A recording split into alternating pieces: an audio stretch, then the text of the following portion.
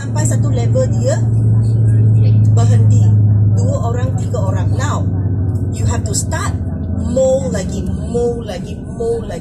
Supaya 3-4 orang akan 5, 6, 7. Betul? So, this process works biasanya dalam berapa minit? Berapa minit biasa? Dalam beberapa minit saja sebenarnya, betul tak? 2-3 minit saja. Dia bukannya kata dalam 10 minit, 20 minit. Jadi, can you hold your excitement for 2-3 minutes? Because you want to fight for timing traffic. Faham? Boleh. Apakah perkara-perkara yang awak boleh bercakap untuk hold the excitement? Harapan. What harapan you boleh bagi? Cakap senang, semalam saya sudah cuba. Pengenalan warehouse. Okey, hai, nama saya Cikgu Syam. Saya sekarang berada di mana? Gudang telekung yang memborong telekung murah, berkualiti di seluruh Malaysia. Adakah dia lebih berharapan kalau saya tambah di seluruh Malaysia? Banyak pemborong ambil dengan dia. Kalau hari ini awak boleh singgah sekejap stay kan, mungkin awak berpeluang grab telekung eksklusif yang kami tengah nak clear stock. Mujur lah nak clear stock kan, sebab gudang biasanya kena clear stock. Kalau tak, nanti stok raya datang susah nak jual, nak simpan kat sini. Tapi yang clear stock ni bukannya stok lama-lama, baru sampai last month. So, kenapa saya nak guna perkataan macam mujur lah, biasalah gudang mesti nak clear stock? Why I want to say that? If I want to say that in the front, kerana saya nak bagi alasan kenapa saya nak buat jualan. So, without alasan, orang tak percaya. So, I kata logik tak? Gudang kena clear stock. Kalau tidak, barang-barang raya macam mana kita nak simpan? Am I right? Betul kan?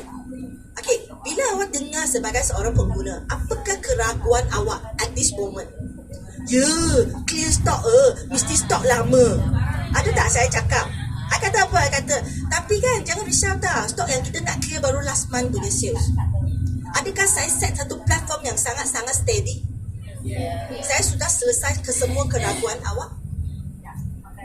Maknanya, sebagai seorang live host, when you want to talk, you have to always use logic to talk. By tackling apakah keraguan, kerisauan, ketakutan customer awak.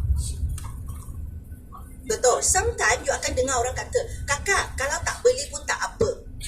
Sebab tujuan saya hari ini cuma nak bagi awak tahu, telekung eksklusif premium dari Vietnam tidak perlu beli dengan 120, 80, 70, 50, 60. Tetapi telekung premium eksklusif sebenarnya boleh beli di bawah 50. Tak sampai pun satu family keluar makan punya harga.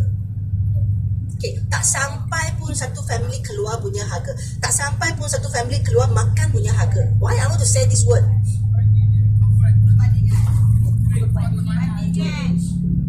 I want to bring out the value that kita punya telekung murah sampai lagi murah daripada you bawa family pergi makan. That is something you tak boleh nampak tapi you describe. Boleh faham? Awak rasa tak? Sekarang you kata, kita bercakap dalam live menjual, kita tidak menggunakan kemahiran bercakap huha-huha, tetapi kelogikan untuk bercakap dengan berdasar kepada kemahiran kita. Betul ke tidak? Awak rasa if you have all these things in your mind, do you think it's better and logic for customer to stay and bercakap dengan awak? Kan? Okay, imagine sekarang kita berjalan di shopping mall. Ada orang approach kita. Biasanya kalau nak apply credit card, macam mana dia approach kita?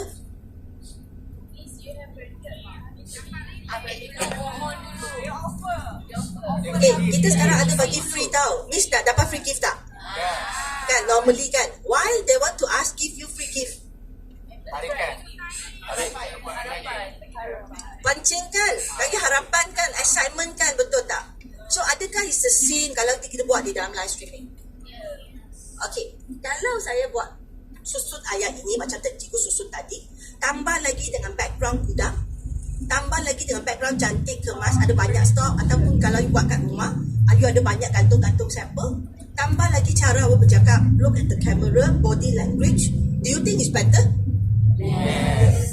So a good live streaming yang boleh menjana duit, it's a set of combination of banyak element. Jadi you imagine if you want to become a live host, kalau sampai satu hari awak boleh jual, you rasa you terror tak? Terror.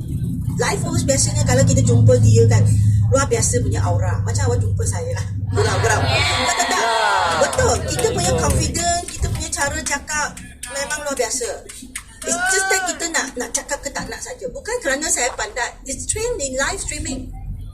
Because 1 minit, 2 minit you salah cakap, sudah drop you.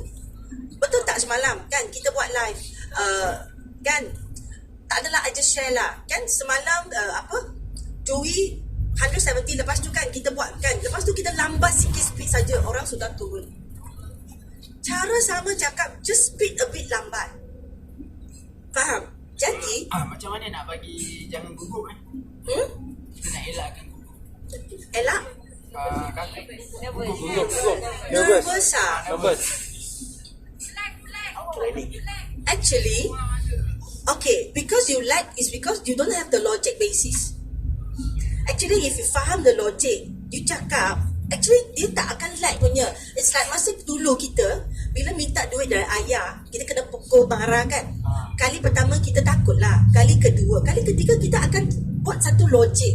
Tanya dia masa dia tengah busy. Betul? Ya. Ambil saya ambil ambil. Betul? Am I right or not? Kenapa kecil masa tu kita boleh buat, sekarang tak boleh buat? Sebab kita ada banyak overthinking. Macam mana orang tengok kita kalau kita macam ni, sebenarnya keluar masuk dia tak kisah pun. It's just like you tengok live orang, you ada kisah orang ke, ya kenapa dia gemuk, dia buat lah, ya ada ke tak ada, you tengok je.